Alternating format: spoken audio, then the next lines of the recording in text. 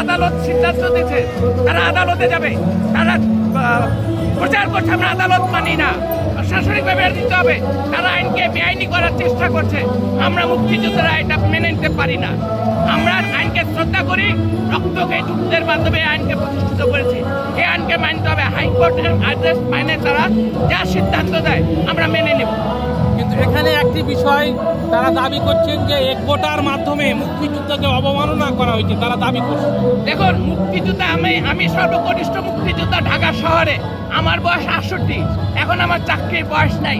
যখন চাকরির বয়স ছিল তখন আমি চাকরি করি নাই, কিন্তু তাই বলে তো আমি মেধা না। আমার মেধা শক্তি দিয়ে, হাতে অস্ত্র দিয়ে সে পাঞ্জাব পাকিস্তানের আর্মিদের ফ্রন্ট ফাইটে যুদ্ধ করেছি। আমার মেধা দিয়ে আমি তাদেরকে দেশ থেকে হাঁটিয়ে দিয়েছি। তা আমরা সেটা গর্ববোধ করি। আজকে মুক্তিযোদ্ধা কোটা নিয়ে যে ষড়যন্ত্র করছে, আমাদের পাশে রাজাকারতে দাঁড়িয়ে দিচ্ছে, এটা কোনোভাবে আমরা প্রত্যাশা করি না। তাই হিট অ্যান্ড রান হিসেবে মুক্তিযোদ্ধারা ছুটে এসেছি আমার ছাত্রবাদের পাশে। যে ইউনিভার্সিটি 71 সালে রণধ্বনি দিয়েছিল, জয় বাংলা স্লোগান, মুক্তিযুদ্ধের পতাকা উঠিয়েছিল, সেই পতাকা নিয়ে আমি নতুন প্রজন্মের সাথে একটা তুলে ঘোষণা করি। থ্যাংক ইউ, আপনাকে ধন্যবাদ।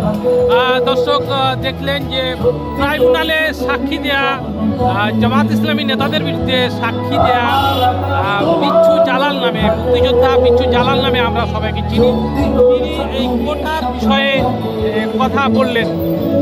দর্শক আপনারা জানেন যে আজকে কোটা বাতিলের দাবিতে ঢাকা বিশ্ববিদ্যালয়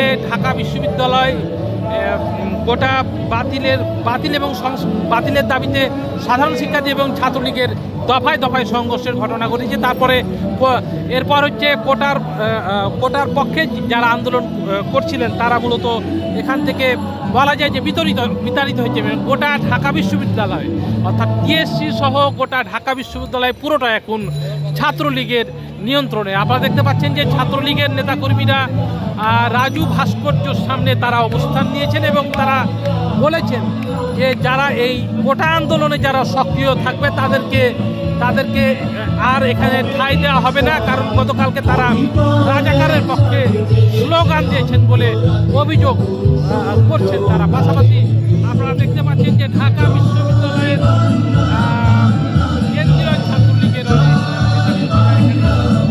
দিয়েছেন এবং তারা দেখছেন যে তারা এখানে পাশাপাশি আপনারা দেখতে পাচ্ছেন যে ছাত্রলীগের নেতাকর্মীরা এখানে আসছেন।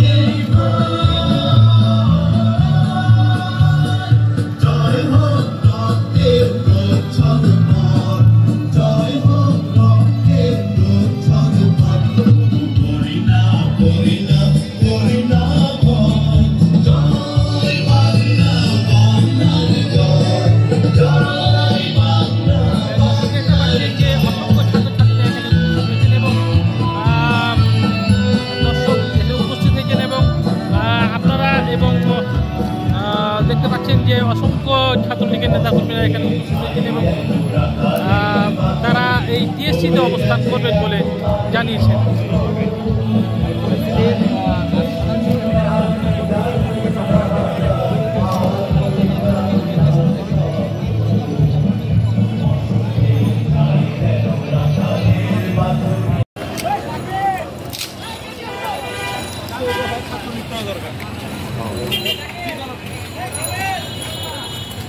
কতদূর থেকে আসলেন আপনারা? এবার একটু কথা বলে যান।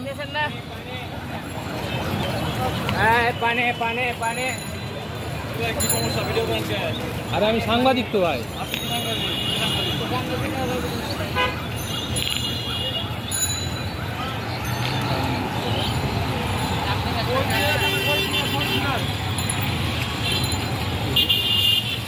দর্শক আমি এখন দাঁড়িয়ে কথা বলছি শহীদ মিনারের সামনে থেকে দাঁড়িয়ে কথা বলছি। এখানে ছাত্রলীগের জেনারেল সেক্রেটারি ইনানের নেতৃত্বে তারা প্রত্যেকটি অনুষদের সামনে অভিযান ছাত্রলীগের নেতাকর্মীরা বিভিন্ন জায়গায় যাচ্ছেন এবং তাদের হাতে লাঠিসোঁটা দেখা গেছে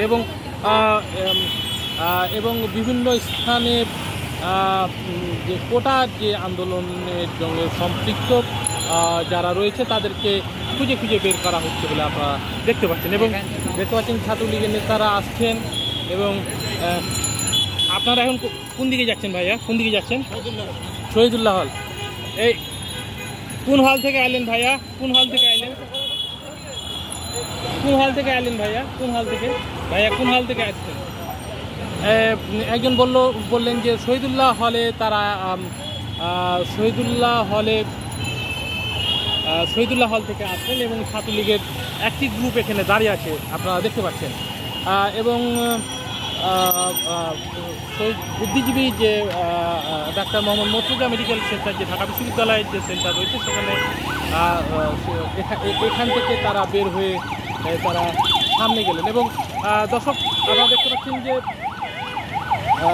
ছাত্রলীগের একটি গ্রুপ এখানে দাঁড়িয়ে রয়েছেন এবং শহীদ মিনারও একটি গ্রুপ রয়েছেন, পাশাপাশি পুলিশের বড় প্রহরা পেছনে রয়েছে। তবে সংঘর্ষ যেন না বাধে জন্য পুলিশের পক্ষ থেকে একটি